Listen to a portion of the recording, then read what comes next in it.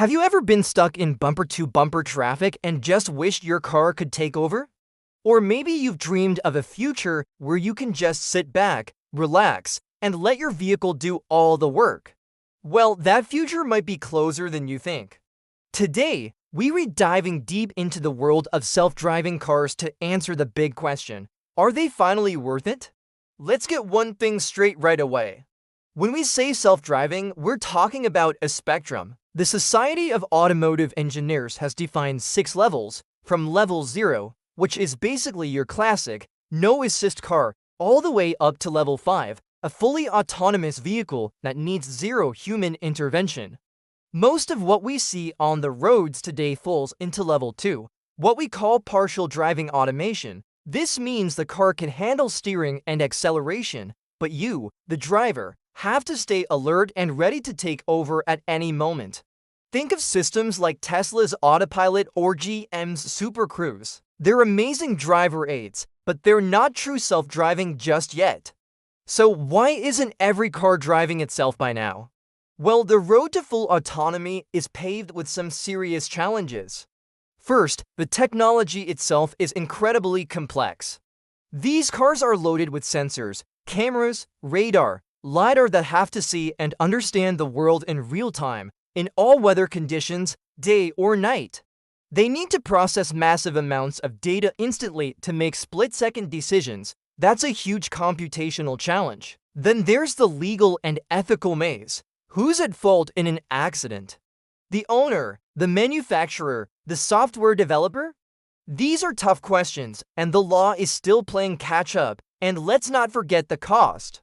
The advanced hardware and software required for higher levels of autonomy don't come cheap, making these cars a premium purchase. But despite these hurdles, the potential benefits are massive. The biggest promise is safety. Over 90% of car accidents are caused by human error. By taking the fallible human out of the equation, autonomous vehicles could dramatically reduce crashes, injuries, and fatalities. Imagine a world with far fewer accidents. That's a game changer. They also promise to give us back our most valuable resource, time. Instead of gripping the steering wheel, your daily commute could become productive time for work, or relaxing time to read a book or catch up on your favorite show. And for people with disabilities or the elderly who can no longer drive, self-driving cars could offer newfound freedom and independence, connecting them to their communities like never before.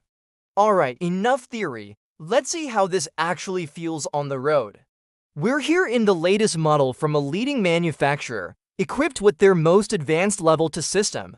Let's get it started. So, we're on the highway now, and I'm going to engage the system. You just press this button on the steering wheel, and there we go, you can feel the car take control. My hands are lightly on the wheel and my feet are off the pedals. The car is maintaining a set distance from the vehicle in front of me, and it's keeping itself perfectly centered in the lane.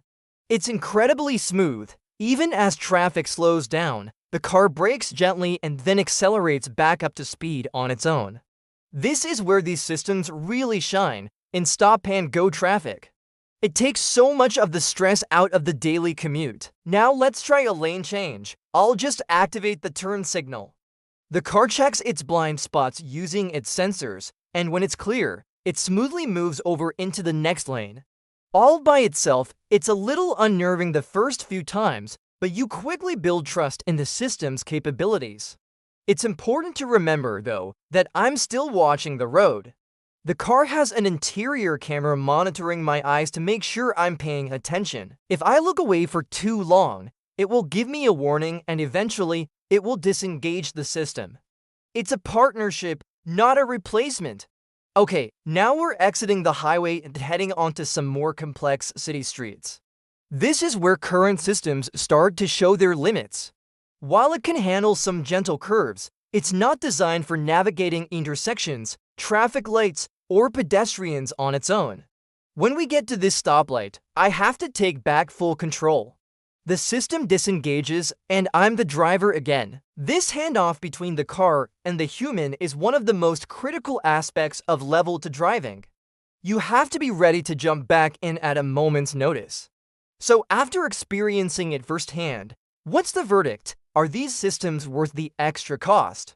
If you do a lot of highway driving or have a long, traffic-filled commute, the answer is a resounding yes. The reduction in stress and fatigue is undeniable.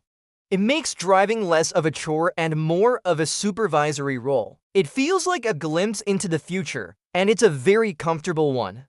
However, if most of your driving is on city streets with complex intersections, pedestrians, and cyclists, the benefits are less clear. You lines be taking over so often that the system becomes less of an autopilot and more of a very advanced cruise control. You're paying for technology you can't fully utilize. But what about the next steps? What about true self-driving? Well, companies are working on it. Level 3 or conditional automation allows the driver to actually take their attention off the road under certain conditions, like on a pre-mapped highway. A few manufacturers are already rolling this out in limited markets. This is a big step, but it still requires a human to be ready to take back control within a few seconds. The real holy grail is Level 4 and Level 5. Level 4 means the car can handle all driving tasks within a specific area or geofence zone, like a city center or a university campus. You might see these operating as robo-taxis. Waymo, for example, is already running a commercial level for service in places like Phoenix and San Francisco. You can literally summon a car with an app, hop in the back, and it will take you to your destination with no one in the driver's seat. It's an incredible experience. And Level 5, that's the ultimate goal. A car that can drive itself anywhere, anytime, in any condition, with no human intervention needed. A car that might not even have a steering wheel or pedals. We're still a long way from that. The technological and regulatory hurdles are immense. Some experts believe we're decades away from seeing true Level 5 cars become commonplace. So, let's circle back to our original question. Are self-driving cars finally worth it in 2024? For most people, buying a car with today's Level 2 systems is a luxury, not a necessity. It's an expensive add-on that offers incredible convenience in specific situations, primarily on the highway. It's a fantastic driver assist feature that can make your journey safer and more relaxing. But if you're asking if you can buy a car today, hop in, and take a nap while it drives you to work through a busy city, the answer is a firm no. We're not there yet. The technology is evolving at an incredible pace, and the progress we've seen in just the last 5 years is astounding. The move from driver assistance to true driver replacement is happening, but it's happening step by step. The self-driving future is coming, but it will arrive gradually, first on highways, then in dedicated city zones, and eventually, one day, everywhere. For now, we get to enjoy these amazing Level 2 systems that give us a taste of that future while keeping us firmly in the driver's seat.